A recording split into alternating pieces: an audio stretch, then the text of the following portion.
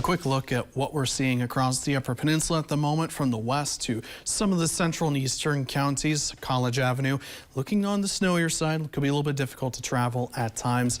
Roads haven't been treated in some areas, so be sure to give yourself an extra 10 to 15 minutes if there's still plenty of snow-covered roads. Baraga County, Imperial Heights roads, side roads, definitely going to fare a little bit worse off because of this snow. So again, just take your time, and actually some ice is starting to form on the camera as well.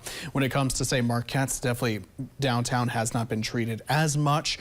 We're going to keep our eyes on this situation because it is going to be plenty snowy today because of this low pressure setup, and is why most of those near the shorelines and just the Upper Peninsula in general seeing winter storm warnings.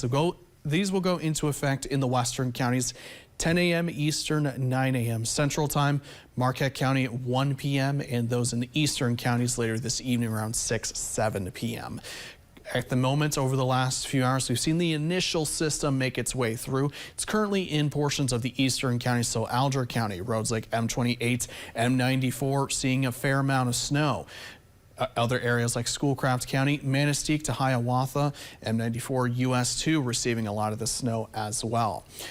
Timing out what you can expect for today, right around when those alerts start in the western counties. That's when the lake effect snow initiates in the western counties.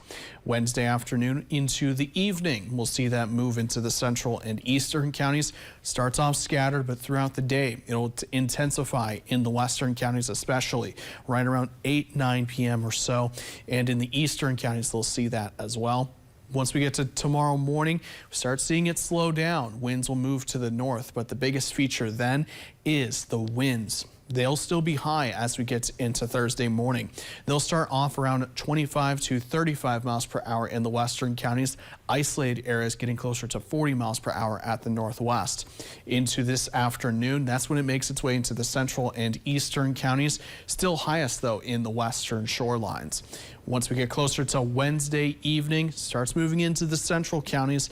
Winds slowly making their way towards the north direction. And as you wake up for your Thursday morning commute, winds are still expected to be high, especially in Marquette County and in the northern counties. Wind gusts could be up closer to 40 to 45 miles per hour at times, and isolated areas could get closer to that 50 mile per hour wind mark. So even when we do have the snow stop, a lot of the looser snow could blow around, making way for difficult conditions. So when the roads are already snowy as is, it's going to be a little bit more difficult because low visibilities can be possible because of the winds.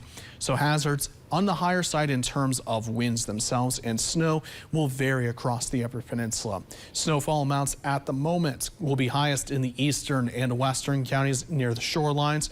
Some areas projected to receive around 6 to 10 inches, some getting a little bit over in isolated portions, especially in the western highlands and in western Marquette County. Over the course of the next couple of days, we'll see this slowly taper off, and once we get to Thursday, there are still some chances of lake effect snow. So tonight, temperatures will be in the higher teens in the western counties and lower 20s for those in the central and eastern counties. Inland portions seeing more consistent numbers with higher teens to lower 20s, but definitely still cooler in the western counties. And this is kind of where we should be for this time of year. When it comes to your week ahead, the next biggest thing we're keeping our eyes on is this weekend. Chances of mixed precipitation are possible late Saturday into Sunday. Chances of rain showers could move into Sunday and Monday as temperatures are anticipated to rise into the mid-30s for some. A little bit above average for this time of year. If models keep up this trend, definitely could be a little bit more difficult to travel for your Monday morning commute, but we'll keep you updated as we get closer to that setup. Mandy?